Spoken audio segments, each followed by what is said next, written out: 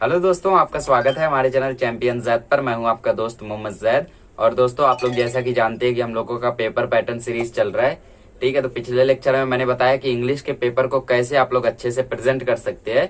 तो आज मैं आपको बताऊंगा कि आखिर मराठी के पेपर को आप लोग कैसे अट्रैक्टिव बनाए। बट हाँ, मैंने उस वीडियो में बताया था, इस वीडियो में भी बताऊंगा कि पेपर को प्रेजेंट करने के साथ साथ अच्छी हैंड राइटिंग भी होनी चाहिए। पेपर को आप कितना भी अच्छा डेकोरेट कर लो, अगर उसमें अच्छे से लिखोगे नहीं तो एकदम बेकार है। सपोज आपके पास एक स्टिकर है ना, छोटा भीम का स्टिकर नहीं, जो कवर के ऊपर लगाते ना ऐसा स्क्वायर में, रेक्टेंगल में, उसमें नाम लिखना रहता है, स्टैंडर्ड स्कूल का नाम। तो वो स्टिकर है आपके पास, तो उस पे आपको अपना नाम लिखना है। अगर आपकी राइटिंग अच्छी है तो वो स्टिकर और निखर जाएगा। अगर आपकी राइटिंग खराब है तो उस स्टिकर की जो खासियत है वो भी बिखर जाएगी, है ना। तो इसलिए आपकी राइटिंग अच्छी होनी चाहिए। राइटिंग अच्छी इन द सेंस कैसी? प्रॉपर गैपिंग, कटपिट नहीं और कर्सिव नहीं, सिंपल नॉर्मल हैंड राइटिंग, इसको बोलते हैं अच्छी हैंड राइटिंग। ठीक है, क्योंकि आप अगर अच्छी हैंड राइटिंग लिखोगे तो वो स्टिकर की शान बढ़ जाएगी और मस्त दिखेगा। यार क्या दिख रहा है ना, पहले जैसा दिखता था उससे भी बेटर दिखेगा। बट अगर आपकी राइटिंग खराब है तो स्टिकर की शान भी खराब हो जाएगी। तो मराठी के पेपर को आप लोग कैसे प्रेजेंट करें कि एग्जामिनर को पहले इंप्रेशन में लग जाए कि ये बच्चा 70 अबव जाने वाला है ना।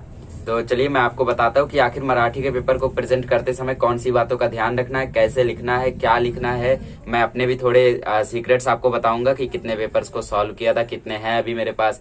क्योंकि कुछ पेपर्स मैंने अपने दोस्तों को दे दिए थे देखने के लिए, कुछ पेपर्स मैंने बैग में रखा था और गुम गए अभी, कुछ पेपर्स खराब हो गए। जो मेरे पास बचा हुआ है मेरे आर्काइव्स में वो मेरे पास है अभी, जिनको मैं आपको शो कर रहा हूँ एक के बाद एक के बाद एक के बाद एक पेपर प्रेजेंटेशन में।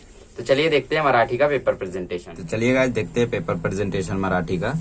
तो आप लोग देख सकते हो यहाँ पे डेट 29 है ना, 1 मार्च, just 3 days before the board exam.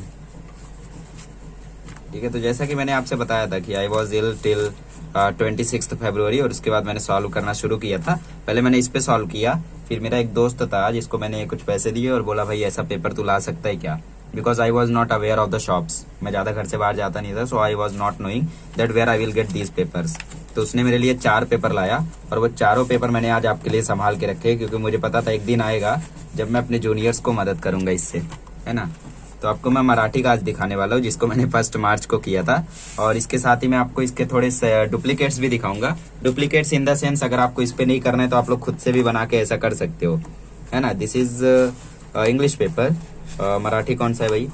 Marathi हम लोगों का ये, ओके, ये हम लोगों का मराठी है, ये हम लोगों का मराठी है, और ये भी हम लोगों का मराठी है।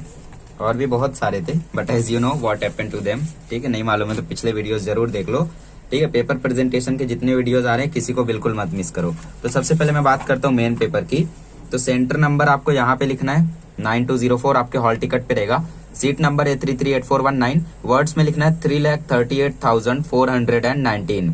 माई favourite word was champion, that why I use to write champion, because board में आप लोगों को यहाँ पे 3 लाइन बनी रहेगी। यहाँ पे देखो एक ही लाइन है, तो एक लाइन में कहाँ आएगा 3,38,000, तो मैंने अपना ही नाम लिख दिया, है ना। यहाँ पे कैंडिडेट का सिग्नेचर और यहाँ पे सुपरवाइजर, मतलब जो भी उस समय सुपरविजन कर रहा होगा। मैं खुद का ही सुपरविजन कर रहा था तो मैं अपना सिग्नेचर इसमें करना भूल गया, बट एज यू नो कि मैंने पिछली बार किया था इंग्लिश के पेपर में, जो मैंने आपको दिखाया था।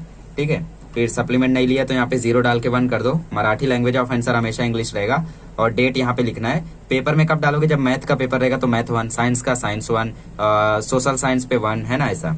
और यहाँ पे क्या आएगा? यहाँ पे कॉपी करते हुए पकड़े गए, चीट लाते हुए पकड़े गए, तो यहाँ पे सब कुछ डाला जाएगा। और ये देखो आप लोग, है ना। शुरू करते। तो सबसे पहली बात, आपको पेंसिल का यूज नहीं करना है। ये लाइन खींचने में नहीं बोल रहा हूँ, लाइन तो खींचना ही है पेंसिल से। ये सब बॉक्स बनाने में पेंसिलचा वापर करायचा नाही बघा। यहाँ पे मैंने पेंसिल का यूज नहीं किया है ना, तो पेंसिल का यूज नहीं करना है। You should use pen. तो आप लोग देख सकते हैं यहाँ पे, जब मैं प्रैक्टिस करता था तो सिंसियरली, है ना, ऑनेस्टली करता था। देखो ये रॉन्ग है तो रॉन्ग है, ये राइट है तो राइट है। और मतलब या दिवशी तपोवनात येथील स्त्रियांना बांगड्या भरण्यासाठी जाई। ठीक है, अब्दुल कब कब जाता था? संक्रांति में और ज्येष्ठ पूर्णिमा में, है ना। तो यहाँ पे 1 मार्क्स। तो ऐसे आप लोगों को प्रेजेंट करना है, और याद रखना प्रॉपर गैपिंग करना। इसके और इसके बीच में प्रॉपर गैप रहना चाहिए, ऐसा जुड़े हुए नहीं रहने चाहिए। ये देखो यहाँ पे गैप है, जरूरी नहीं है कि यहाँ पे छोटी सी लाइन खींचो और उसी में ऐसा खींच दो। यहाँ पे देखो 2-2 का बॉक्स बनाए, तो पहले आंसर को लिखो और फिर बॉक्स बनाओ, that will be the best. यहाँ पे देखो बढ़िया से लिखा है ना। तो ये सब करोगे तो आपकी राइटिंग भी अच्छी लगेगी और अट्रैक्शन भी बढ़िया रहेगा। क्वेश्चन नंबर 1, फिर यहाँ से शुरू करना है। आ का पहला करो तो आ का पहले का पहला, फिर दूसरा, फिर तीसरा, फिर पहला दूसरा ऐसा। ठीक है, फिर यहाँ आओ, फिर यहाँ पे आपको लिखना है सोमत, जो 3 मार्क का आता था, बट मैं हमेशा सिर्फ 2 देता था, मतलब डिफिकल्ट लेवल की चेकिंग करता था, ताकि अगर कितना भी डिफिकल्ट चेक हो जाए इतना तो मिल ही जाएगा। ठीक है, तो यहाँ पे देखो सोमत लिखा है मैंने टूटी फूटी मराठी से, तो 2 मार्क्स दिया है। ठीक है, मराठी भी ठीक ठाक हो गई थी इतना सैंपल पेपर सॉल्व करके। फिर यहाँ पे आप लोग देखो, यहाँ पे मैंने क्या किया गलती, ये मैंने पहले बॉक्स बनाया फिर आंसर को लिखा, बट आप लोग पहले बॉक्स मत बनाना, पहले आंसर लिखना फिर बॉक्स बनाना, वरना देखो ऐसा ऊपर चला जाएगा तो वो गलती हो जाएगी, क्योंकि यहाँ पे जो कुछ भी लिखा रहता है वो माना नहीं जाता, तो ये सब आपका माना नहीं जाएगा, नीचे से थोड़ा सा लिखना। और मेरे पास कमी भी थी पेपर की, that's why I written like that. फिर 2 मार्क्स ऐसा करने का। फिर यहाँ पे आपका आता है भावार्थ। ठीक है, भावार्थ नहीं है ये, स्वमत ही है। फिर स्वमत में देखो कटपिट मत करना कहीं भी, देखो मैंने कटपिट अंडरलाइन किया, डायरेक्ट 2 मार्क दे दिया, क्योंकि कटपिट देख लिया ना टीचर की ज्यादा कटपिट है, तो कटपिट जहां भी कटपिट रहेगी अंडरलाइन करेंगे, गोला करेंगे, और वहीं पे आपको 1.5 मार्क्स 1 मार्क्स दे के हटा देंगे। So you should not cancel anything.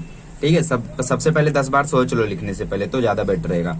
फिर महान कार्य करने जो भी है यहाँ पे, ठीक है, ऐसा ऐसा ऐसा, फिर ये ऐसा आपको लिखना है पेपर को बढ़िया से। फिर सेक्शन नंबर 2 है आई थिंक ये, है ना, औक्षण कविता का था। तो ये देखो, द्रव्य रक्त कष्टाचे सामर्थ्य, सैनिक को क्या देना चाहती है, सॉरी सैनिक को देने के लिए हमारे पास क्या नहीं है, द्रव्य नहीं है, रक्त नहीं है, कष्टाचे सामर्थ्य नहीं है ना, ये सब। तो इस तरीके से आपको ये सब करना है। और देखो गलत है तो मैंने गलत डाल दिया है। ठीक है, कौतुक देखो मिस कर गया था, पर लिखा बाद में मैंने, चेक करते समय नहीं, पेपर के बाद ही मैं दोबारा से जब रीड करता था तो ये सब करता था। Then after that this one, ये कविता का भावार्थ है, तो कविता पे 2 मार्क्स मिलता है आपको भावार्थ का, बट मैंने ऑलरेडी 1.5 मार्क्स हमेशा दिया है।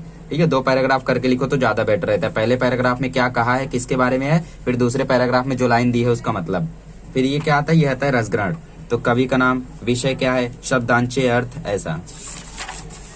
ठीक है, फिर उसके बाद यहाँ पे आई थिंक वो थीम है।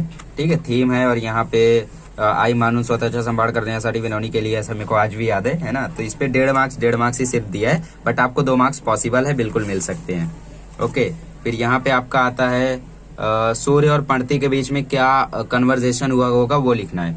तो 1, 2, 2.5, 3 में से सिर्फ 2.5 देता था मैं हमेशा स्थूल वाचन से सेक्शन में। यहाँ पे देखो 2.5 दिया सिर्फ, है ना, क्योंकि सर ने कहा था कि 2.5 मिल जाएगा आपको अगर आप एक पेज का लिखते हो, तो 1 पेज का लिख के आना। मैंने स्काई इज द लिमिट आया था ना, यहाँ से शुरू किया था, यहाँ पे खत्म किया था स्काई इज द लिमिट। और राइटिंग बहुत बकवास बनी थी मराठी के पेपर में, सिर्फ इसमें स्काई इज द लिमिट में, बाकी प्रॉपर था। फिर देखो ग्रामर सेक्शन शुरू होता है,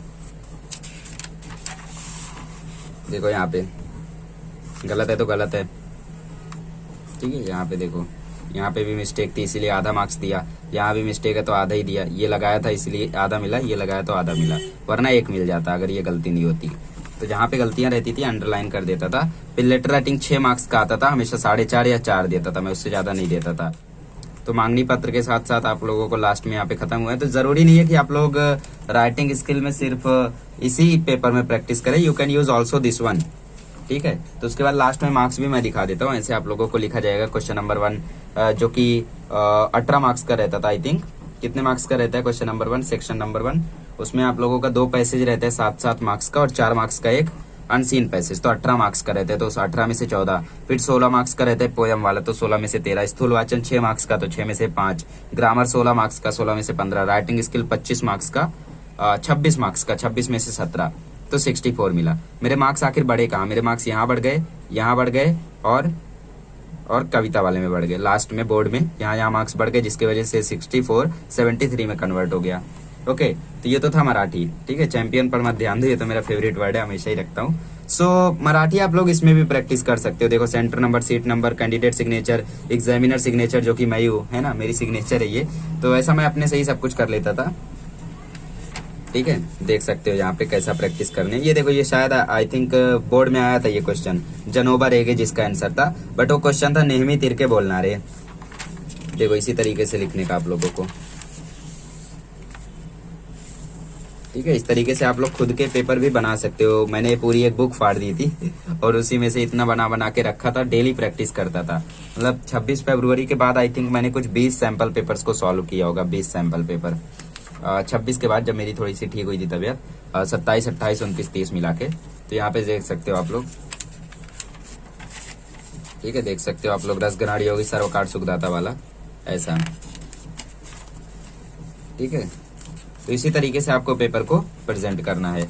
और साथ ही में एक और देख सकते हो, एक और देख सकते हो, रखे ही रखे हैं हर कोई, ठीक है। देख सकते हो यहाँ पे देखो काफी कटपिट वगैरह है, कटपिट अवॉइड करना, और कट हो जाए तो ऐसा गजोड़ मत देना जैसा मैंने किया है। I have did a mistake eventually here. आपको ऐसा सिर्फ एक लाइन मारना है अगर कट होता है, जैसा इंग्लिश में किया था हम लोगों ने, ठीक है। इसको मैंने देखो स्टेपलर मारा है तो थोड़ा प्रॉपर भी लग रहा है, तो आप लोग स्टेपलर मार के ऐसा बना सकते हो। आइडिया मिल रहा होगा आप लोगों को, आई थिंक बहुत सारे आइडियाज आए होंगे। तो इस पेपर में कटपिट तो बहुत ज्यादा है। मिस सैनिक बोलते हैं, देखो आत्मकथा है, देखो 2.5 पेज का आत्मकथा मैंने लिखा है, 1 2 3 और 3 2 5, 8 में से 5 ही मार्क्स देता था। विज्ञापन देखो, आले हो आले पिज्जा आड़ी बर्गर आले वो भी दिन क्या याद आते हैं, 5 में से 3.5 दिया है ना। लेटर राइटिंग देख लो, 1.5 3 1 4 5 मार्क्स दिया है 6 में से 5 देने का कारण यही है कि इसमें काफी इजी टॉपिक आया था तो बढ़िया से इसको लिखा था। और ये देखो अक्सर में से पंचुएशन में प्रॉब्लम हो जाती थी, बट बोर्ड में नहीं हुआ, और देख सकते हो, ठीक है।